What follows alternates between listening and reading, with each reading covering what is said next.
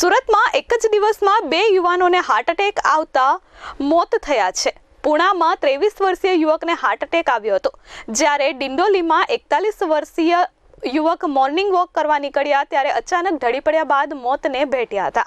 છેલ્લા ઘણા સમયથી હાર્ટ એટેકના કિસ્સાઓ વધી રહ્યા છે અને ખાસ નાની ઉંમરમાં લોકોને હાર્ટ એટેક આવતા મોત થવાની કિસ્સાથી આરોગ્ય વિભાગમાં પણ ચિંતા જોવા મળી રહી છે।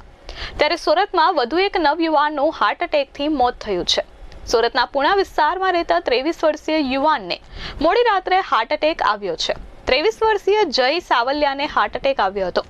યુવાન રાત્રે સૂઈ ગયા બાદ ઉઠ્યો જ નહોતો, જેથી હોસ્પિટલ ખસેડાતા ફરજ પરના ડોક્ટરે મૃત જાહેર કર્યો હતો। 23 વર્ષીય જય ઓનલાઈન વેબસાઇટ ડિઝાઇનિંગનો વ્યવસાય કરતો હતો। યુવાનના મોતને પગલે પરિવાર ભાંગી પડ્યો હતો। ત્યારે બીજા બનાવમાં મૂળ મહારાષ્ટ્રનો અને ડિંડોલી વિસ્તારમાં આવેલી અયોધ્યા નગરી સોસાયટીમાં 41 વર્ષીય યોગેશ ભૌરાવ આહિરે પરિવાર સાથે રહેતો હતો।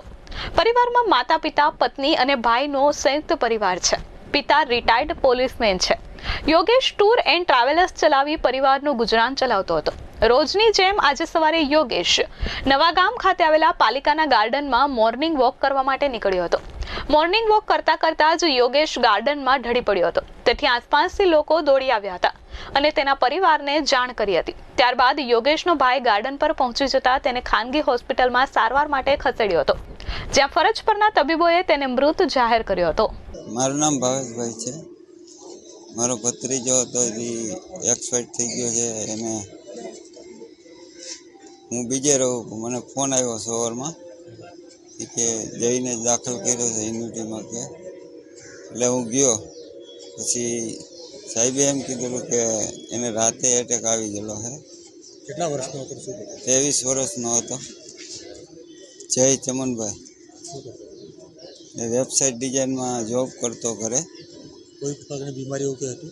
કોઈ વસ્તુ બીમારી નહોતી એને, કોઈ વ્યસન નહોતું? કોઈ વ્યસન નહોતું, કોઈ બીમારી નહોતી, અને કોલેજ કરીને જોબે ચડ્યો હતો, ઘરનો ધંધો કરતો। પરિવારમાં કોણ? પરિવારમાં 2 જણા જ હતા, એક બેન છે, સાસરે ગઈ છે। Bureau report S24 news, Surat.